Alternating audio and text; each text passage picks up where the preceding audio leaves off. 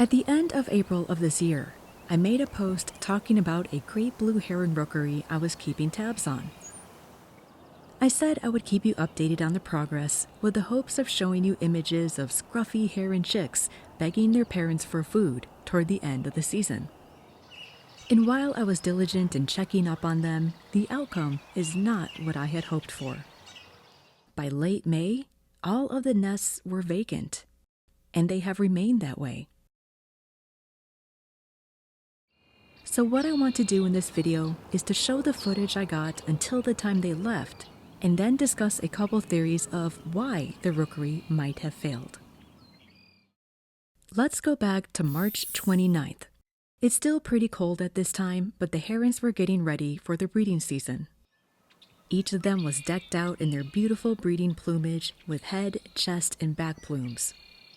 The lores, that's the area between the beak and the eye, is a vibrant blue, and their beaks are a more saturated yellow-orange, or even a little reddish on some.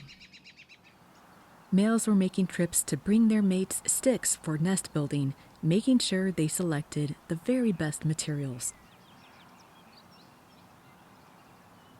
Even this younger heron, who still doesn't have all of his adult coloring and plumes, was pairing up and looking for the ideal stick to bring to his mate. I can't be positive, but I'm pretty sure this is the same juvenile I saw 2 years ago and have been watching grow up. When nesting, great blue herons utilize the safety in numbers strategy to keep their eggs and chicks safe.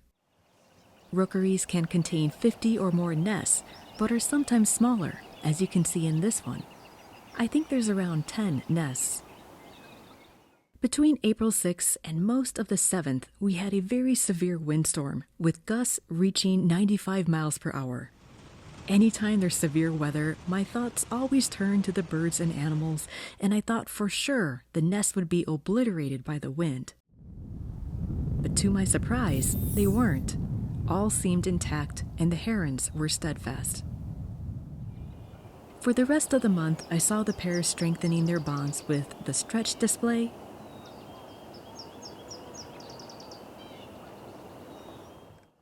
and bill duels.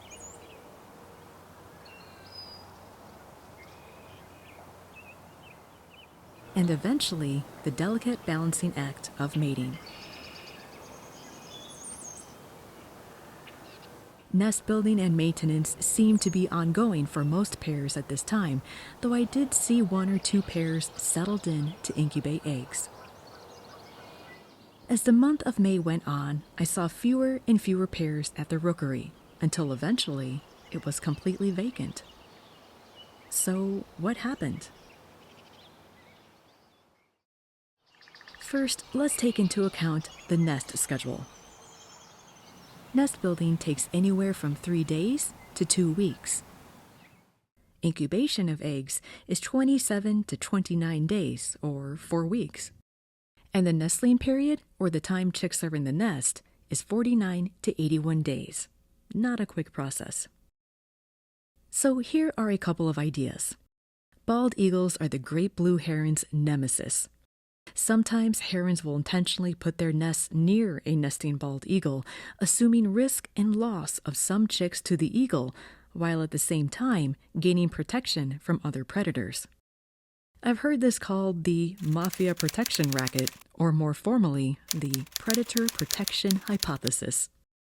While there was no bald eagle nesting there are some in the area, and it's possible that they chased off an adult and helped themselves to eggs and maybe small nestlings, if any had hatched.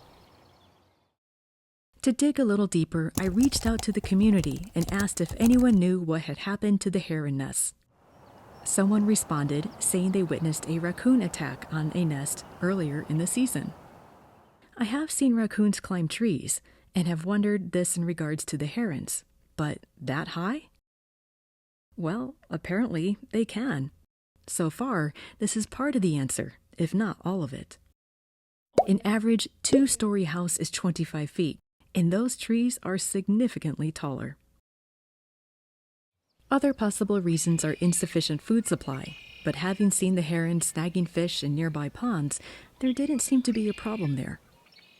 Human disturbance can be another reason if there's construction or loud noise nearby or foot traffic.